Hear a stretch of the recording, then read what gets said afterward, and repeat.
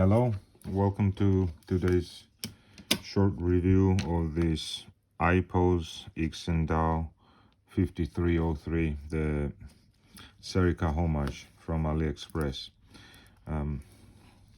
Today I will go over the basics of the watch.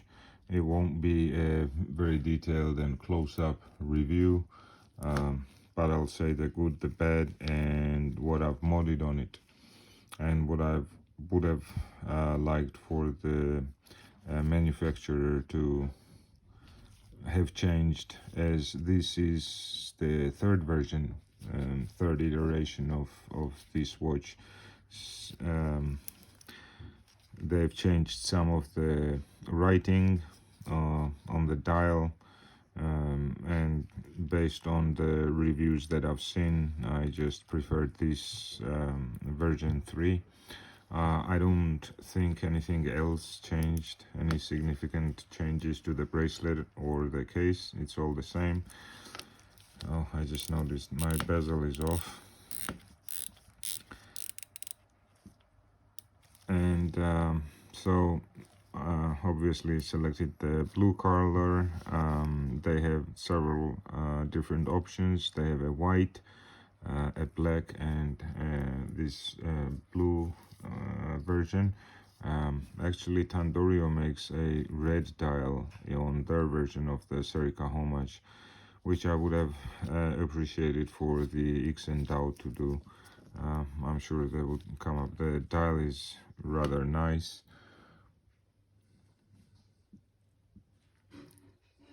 It's executed well. The loom is quite good. The date wheel is not loomed, and it's not color meshed with the dial, and I think it would have been at least a loomed dial disc, or a color meshed one would have been a sort of an upgrade to this watch. The crown action is nice. The movement keeps perfect time. Actually, it is a PT 5000, and the bezel is one thing that let me down, and that is due to the purchase that you get on it. It's a very fine coin edge, and the edges do not protrude farther than the case. On the contrary, they go this way. They kind of tilt inward, and that does not facilitate a good grip around, which I like the feel, the action of. I like the feel of the bezel.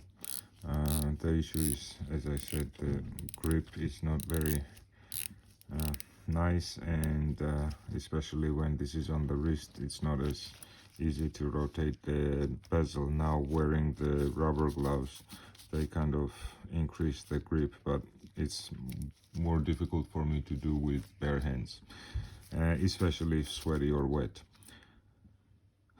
The lug width is 20 millimeters. It is a 40 millimeter case, if I remember correctly. Yeah, 40 millimeters, and 12.2 thickness, which wears very, very nicely.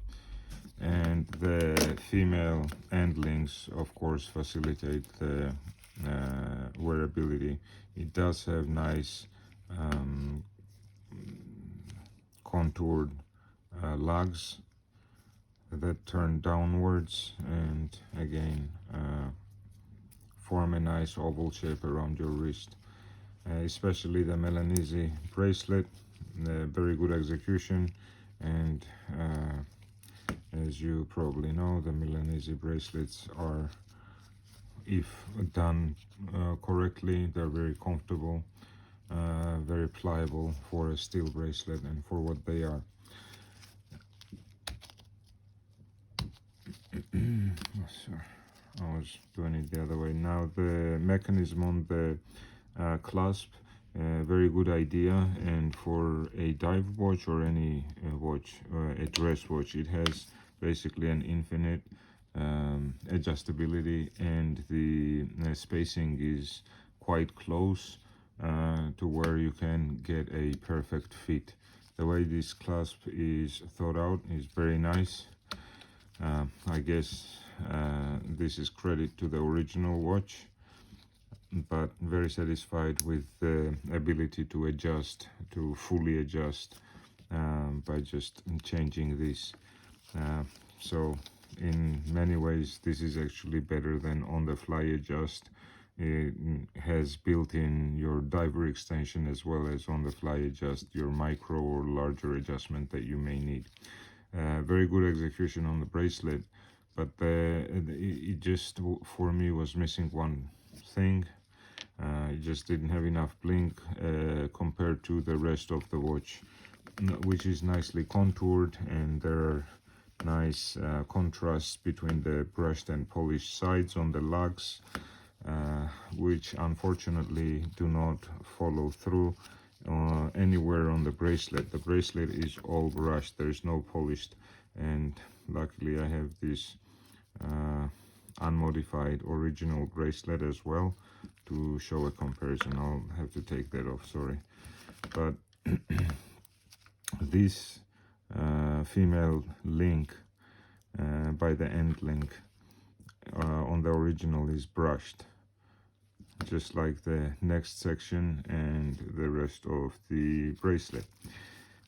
And what I wanted was some sort of continuation of the polished areas from the case towards the bracelet, and so I polished this. I did this very roughly with a Dremel tool that has polishing round cloth attachment with a polishing paste. That's all I used on it, with high speed, going over and over. Obviously I disassembled the whole thing, which you can do if you like. If you have a Dremel tool, you basically unscrew this and you take this entire thing off, and you do need to polish the underside, the upper side, and the top, so that in any angle. Also, actually, what I did to my version was I sanded this sharp corner down, as I did not like how sharp it looked on. You mostly see this area, not the lower side, as you wear it around your wrist. This is what is exposed, the top side, and the original version just has a corner which does not suit the overall aesthetic of the watch. So I rounded this off with a knife sharpening stone, a whetstone, and then polished both of the links, and I'm quite happy with the results, even though a bit more polishing wouldn't hurt, which I may still do. But this way there is a nice large element polished on the bracelet as well, and on both sides, and I do believe it adds a nice look to the watch. I put that on the wrist for a wrist shot. I'm wearing my build of the 62 mass. Very happy with how that turned out.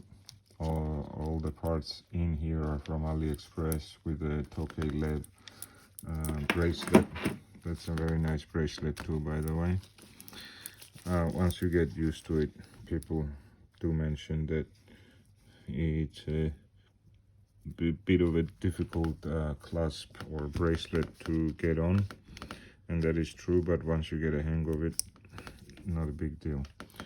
And this is how it looks on the wrist.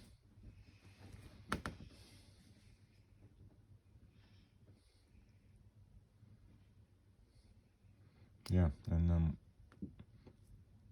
rather happy with the mod.